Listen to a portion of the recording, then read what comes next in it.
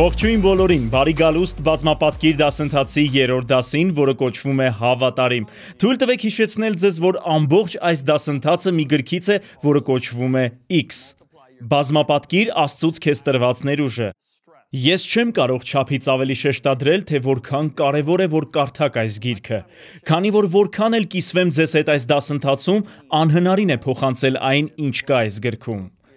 Սա կյանքեր փոխող գիրք է։ Շարունակենք այնտեղից, որտեղ կանգ առանք նախորդ դասին։ Առաջին Կորինթացիների 4-րդ գլուխ առաջին եւ երկրորդ խոսքեր։ Պողոսն ասաց. «Թող ամեն մարդ այսպես համարի մեզ, ինչպես Քրիստոսի պաշտոնյաներ եւ տնտեսներ»։ Տնտեսը շատ կարևոր բառ է, Աստծո խորհուրդների տնտեսներ։ Պողոսի հատուկ տնտեսությունն էր հայտնություններ փոխանցելը, քարոզելու, սովորեցնելու եւ գրելու միջոցով։ Ձեր պարգևը կարող է այլ լինել, եւ մենք մանրամասնորեն քննարկեցինք դա նախորդ դասին։ Արդ պահանջվում է, գրված է պահանջվում է,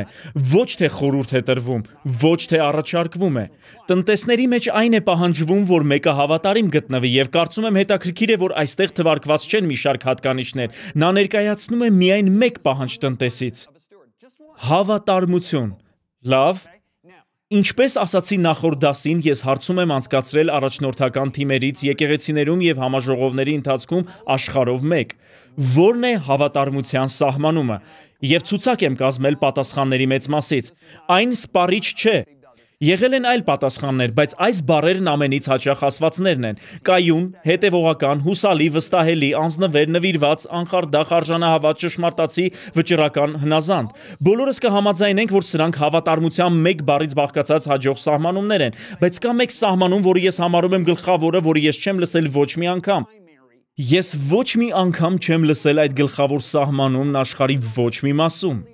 Ոչ մի առաջնորդական թիմից, որին ես քարոզել եմ։ Եվ այդ բառը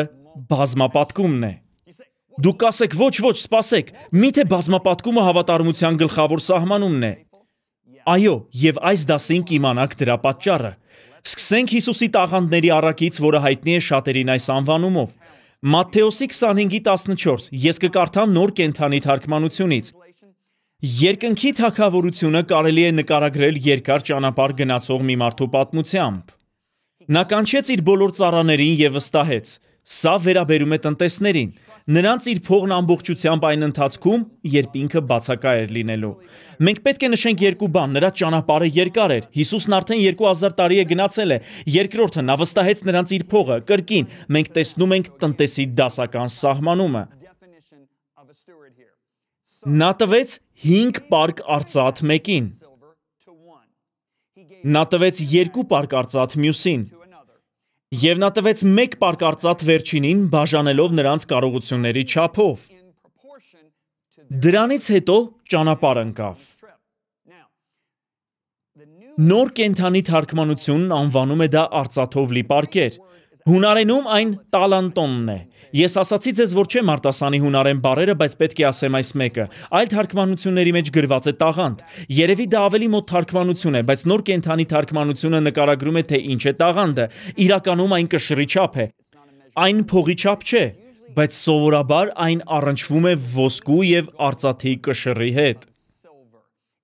Այս դեպքում նոր կենդանի թարգմանությունը խոսում է արծաթի կշռի մասին։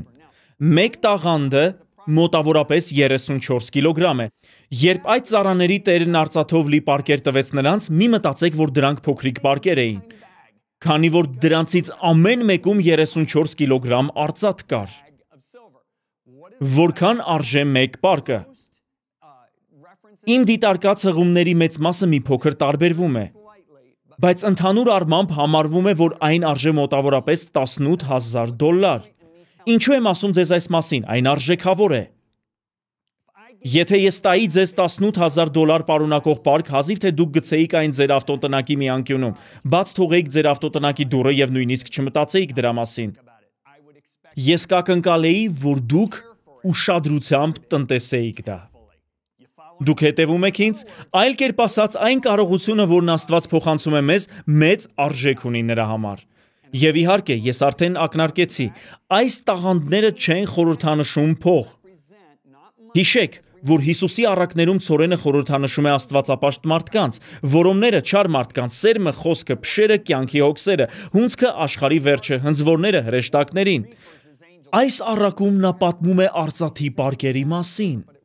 բայց իրականում դրանք խորհրդանշում են Աստծուց ձեզ եւ ինձ տրված խարիզման։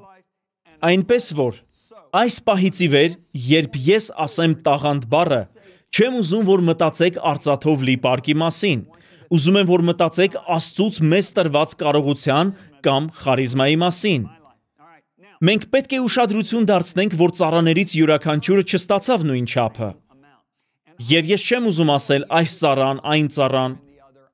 Ես անուններ կտամ նրանց, ես կանվանեմ այս ծառաներից ամեն մեկին, լավ, ես կանվանեմ 5 պարկ ստացած ծառային Էլիսոն։ 2 պարկ ստացած ծառային կանվանեմ Ռոբերտ։ Եվ 1 պարկ արծաթ, այսինքն 1 պարքև կամ խարիզմա ստացած մարդուն կանվանեմ Լերի։ Եթե ձեր անունը Լերի է, ես նկատի չունեմ ձեզ, սա հորինված անուն է, լավ։ Այսպիսով Էլիսոնը, որը 5 պարկ արծաթ ստացավ, սկսեց ներդնել, նա սկսեց գործել։ Նա օգտագործեց իրեն վստահվածը եւ վաստակեց եւս 5-ը, նա սկսեց 5-ով եւ բազմապատկեց։ Արդյունքում ունեցավ 10-ը։ Դուք կտեսնեք նրա արդյունքը էկրանին։ Նա ուներ 5-ը, նա 2 անգամ բազմապատկեց դա եւ ստացավ 10-ը։ Լավ, Ռոբերտը, որը ստացել էր 2 պարկ արծաթ, նույնպես աշխատեց եւ վաստակեց եւս 2-ը։ Ռոբերտն ուներ 2-ը, նա 2 անգամ բազմապատկեց դա եւ ստացավ 4-ը։ Հաջորդը Լերին է, բայց Լերին, որը 1 պարկ արծաթ ստացավ, փոս փորեց հողի մեջ եւ թաքցրեց իր տիրոջ փողը։ Լերին սկսեց 1-ով, նա պահպանեց այդ 1-ը եւ մնաց դրանով։ Կարդացեք այս ծառաների դատաստանի մասին, այն շատ հետաքրքիր է։ Երկար ժամանակ անց, կրկին, մենք լսում ենք երկար ժամանակ արտահայտությունը։ Այն լիովին հաստատում է, որ Հիսուսն արդեն 2000 տարի է գնացել է։ Կարծում եմ դուք հասկանում եք սա։ Նա չի մանրակառավարում իր եկեղեցին։ Նա չի մանրակառավարում այն, ինչ մենք տնտեսում ենք։ Նա ակնկալում է, որ մենք օգտագործենք այն, ինչ ինքը տվել է մեզ իր սրտով, այսինքն բազմապատկենք դա։ Երկար ժամանակ անց նրանց Տերը վերադարձավ իր ճանապարհորդությունից եւ կանչեց նրանց, որպեսզի հաշիվ տան։ Ակնհայտ է, որ սա դատաստան է։ Մտածելով հավատացյալի դատաստանի մասին, մի պատկերացրեք դատապարտություն։ Հիսուսը դատելու է բոլոր հավատացյալներին։ Նոր կտակարանում սա կոչվում է Քրիստոսի ատյանը։ Մտածեք այս մասին որպես մրցանակաբաշխության։ Նա ասելու է. դու հավատարիմ ես, ահա քո վարձատրությունը, իսկ եթե հավատարիմ չես եղել, դու վնաս կկրես։ Դուք չեք դատապարտվի հավիտյանս հավիտենից։ Դուք պետք է հասկանաք, բոլոր սրբերը դատվելու են, ոչ թե մեր մեղքերի համար, որովհետև մեր մեղքերը ջնջվել են Հիսուսի արյամբ։ Մենք դատվելու ենք այն բանի համար, թե ինչպես ենք ծառայել նրա տված կարողության համեմատ, այսինքն այն պարգևներով, որոնք նա վստահել է մեզ։ Ներկայացնում ենք Messenger X-ը։ Նյութերի ներբեռնման եւ հոսքային հեռարձակման լիովին նոր հարթակ։ Այն աշակերտական նյութերի ամբողջական թվային դարանը Ջոն եւ Լիզա Բիվերներից։ Պարունակում է վիդեո ուսուցումներ, աուդիո եւ էլեկտրոնային գրքեր, կարճամետրաժ ֆիլմեր, աստվածաշնչեր եւ ավելին։ Այս նոր հարթակը կարելի է օգտագործել ձեր բոլոր սարքերով։ Այն լիովին անվճար է, ավելի քան 111 լեզուներով։ Աշակերտություն յուրաքանչյուրի համար ամենուր։ Ներբեռնեք հավելվածը կամ այցելեք messengerx.com։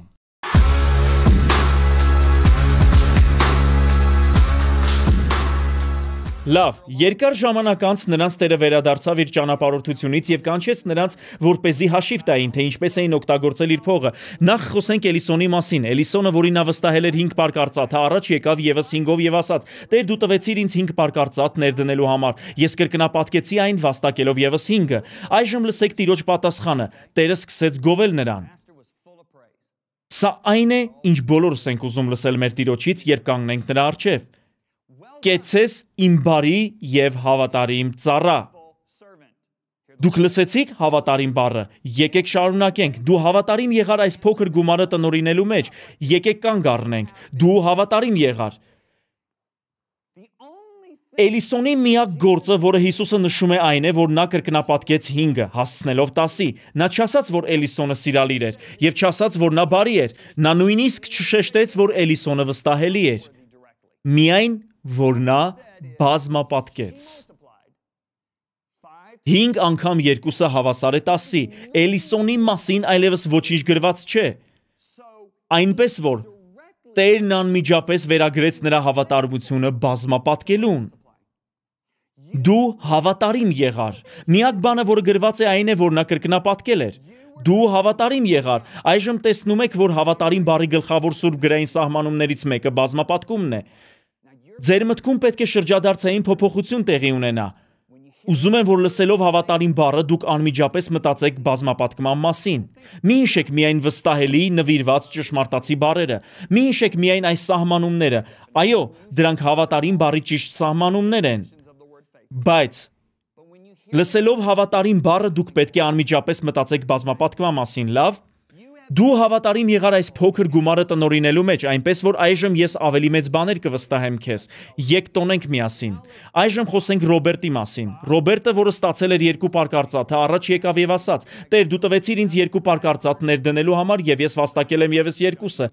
Լսեք Ռոբերտի դատաստանը։ Տերն ասաց. «Կեցցես իմ բարի եւ հավատարիմ ծառա, դու հավատարիմ եղար»։ Կրկին նա վերագրեց նրա հավատարմությունը միայն մեկ բանի, նա բազմապատկեց 2-ը ստանալով 4-ը։ Դու հավատարիմ եղար այս փոքր գումարը տնօրինելու մեջ, այնպես որ այժմ ես ավելի մեծ բաներ կվստահեմ քեզ։ Եկ տոնենք միասին։ Դուք նկատեցիք, որ նրանց դատաստանը ճիշտ նույնն էր։ Աստված չի նայելու ձեր կողքին նստած մարդուն, որը ձեզնից ավելի շատ տաղանդներ ունի, եւ չի դատելու ձեր արդյունքները ըստ նրա արդյունքների։ Նա նայելու է այն բանին, թե որքանով եք դուք բազմապատկել։ Դուք բազմապատկել եք 2-ով, դուք բազմապատկել եք 4-ով, դուք բազմապատկել եք 6-ով։ Հասկանալի է, դուք պետք է հասկանաք սա շատ կարևոր է, եւ սա թույլ չի տա, որ համեմատեք ձեզ այլ մարդկանց հետ։ Այժմ խոսենք Լերիի մասին։ Դրանից հետո եկավ Լերին արծաթի մեկ պարկով եւ ասաց. «Տեր, ես գիտեի, որ դու խստասիրտ մարդ ես»։ Խնդիրն այն է, որ նա չէր հասկանում իր տիրոջ բնավորությունը եւ ուներ սխալ կարծիք նրա մասին։ Դու հնձում ես այն բերքը, որը չես ցանել, եւ հավաքում ես այն բերքը, որը չես աճեցրել։ Ես վախեցա։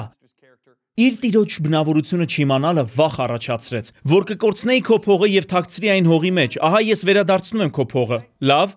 Նա ասաց. «Վերցրու այն»։ Այսպիսով Լերին պահպանեց։ Նա չբազմապատկեց։ Նա պահպանեց այն, ինչ տրվել էր իրեն։ Լսեք տիրոջ խոսքերը. Տերն ասաց. «Չար եւ ծույլ ծառա»։ Լավ։ Նա չասաց չար եւ ծույլ օտարական։ Նա ասաց չար եւ ծույլ ծառա։ Խոսքն այստեղ փրկության մասին չէ, մենք խոսում ենք վերստին ծնված մարդկանց մասին, որոնց պարգևներ է վստահվել։ Տերը նայում է իր ծառային, որն իր թագավորության մեջ է, եւ ասում է. «Դու չար եւ ծույլ ես»։ Եկեք ուսումնասիրենք սա։ Առաջինը, դիտարկենք հեշտ բառը՝ ծույլը։ Ծույլ բառը հունարենում նշանակում է հետևյալը։ Դրա սահմանումն է ձգձգել, դանդաղաշարժ, դանդաղկոտ, անփութաջան, ծույլ։ Եվս մեկ սահմանում, այն նշանակում է խուսափել կամ վարանել որևէ արժանի գործի մասնակցելուց։ Մտածեք այս մասին։ Դուք ունեք Աստծո պարգևը, բայց վարանում եք գործածել այն։ Ահա այդ սահմանման հաջորդ մասը, հավանաբար ջանասիրության պակասի պատճառով։ Իմ ընկեր Ռիկ Ռեները, ով ապրում է Ռուսաստանում, հունարենի մասնագետ է, նա այսպես է սահմանում այս բառը. այն կրում է գաղափար այնպիսի անձնավորության մասին, որն անգործ, անաշխույժ, մելամաղձոտ, անհաղորդ, անտարբեր եւ գաղջ վերաբերմունք ունի կյանքի եւ արդյունավետության նկատմամբ։ Սա առաջին բառն է՝ ծույլ։ Եկեք դիտարկենք չար բառը։ Չար բառի սահմանումն է ունենալ լուրջ թերություն եւ որպես հետևանք անպետք դառնալ։ Մենք նկատի չունենք, որ դուք որպես անձ անպետք եք։ Սա նշանակում է, որ դուք անպետք գտնվեցիք ձեր պարգևը գործածելու մեջ։ Լավ, սա նույնն է, ինչ Պողոսն ասում է. «Վայ ինձ, եթե չգործածեմ իմ պարգևը»։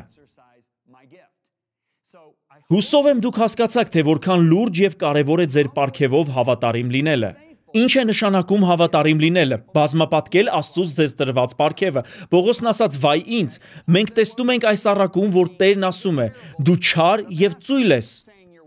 Դու անպետք գտնվեցիր քո պարգևի հարցում։ Եկեք պարզորեն ցույց տանք սա։ Բազմապատկողները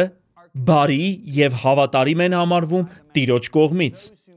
Նրանք, ովքեր պարզապես պահպանում են Աստծո պարգևը, լուրջ թերություն ունեն, անպետք են եւ ծույլ են։ Սա խիստ է։ Կրկին, ես չեմ կարող չափից ավելի շեշտադրել այս խոսքերի կարևորությունը։ Ես չեմ խոսում էության մասին։ Չեմ խոսում այն արժեքի մասին, որը դուք ունեք Աստծո համար որպես անհատ, այլ այն մասին, թե ինչպես եք վարվել ձեզ վստահված պարգևի հետ։ Շատ կարևոր է, որ հասկանանք, երբ մենք վերստին ծնվում ենք, կատարվում է երկու բան։ Մենք դառնում ենք Աստծո զավակ, սա մեր էությունն է, բայց երկրորդը մենք կանչված ենք ինչ-որ բան անելու համար։ Եփեսացիների 2-րդ գլխի 8-ից 10 խոսքերում գրված է. մենք փրկված ենք շնորհքով, ոչ թե գործերով։ Խոսքն այստեղ փրկության մասին է, բայց անմիջապես հետո 10-րդ խոսքում գրված է. որովհետև նրա ստեղծվածն ենք Քրիստոս Հիսուսով հաստատված բարի գործերի համար, որոնց համար Աստված առաջուց պատրաստեց մեզ, որ նրանցում վարվենք։ Հիսուսն ասաց. իմ կերակուրը նա է, որ ինձ ուղարկողի կամքն անեմ։ Կերակուրը կարևոր է, այն ուժ է տալիս մեզ։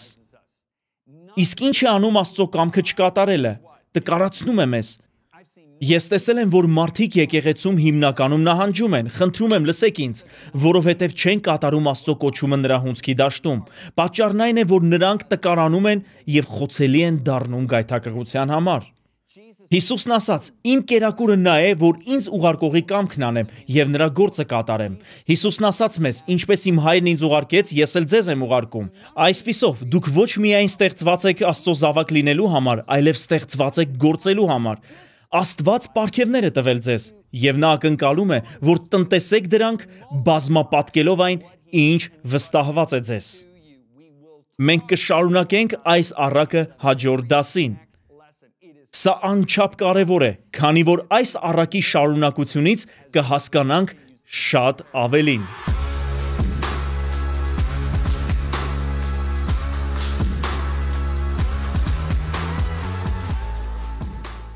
Ներկայացնում ենք Messenger X-ը, նյութերի ներբեռնման եւ հոսքային հեռարձակման լիովին նոր հարթակ։ Այն աշակերտական նյութերի ամբողջական թվային դարանը Ջոն եւ Լիզա Բիվերներից։ Պարունակում է վիդեո ուսուցումներ, աուդիո եւ էլեկտրոնային գրքեր, կարճամետրաժ ֆիլմեր, աստվածաշնչեր եւ ավելին։ Այս նոր հարթակը կարելի է օգտագործել ձեր բոլոր սարքերով։ Այն լիովին անվճար է, ավելի քան 111 լեզուներով։ Աշակերտություն յուրաքանչյուրի համար ամենուր։ Ներբեռնեք հավելվածը կամ այցելեք messengerx.com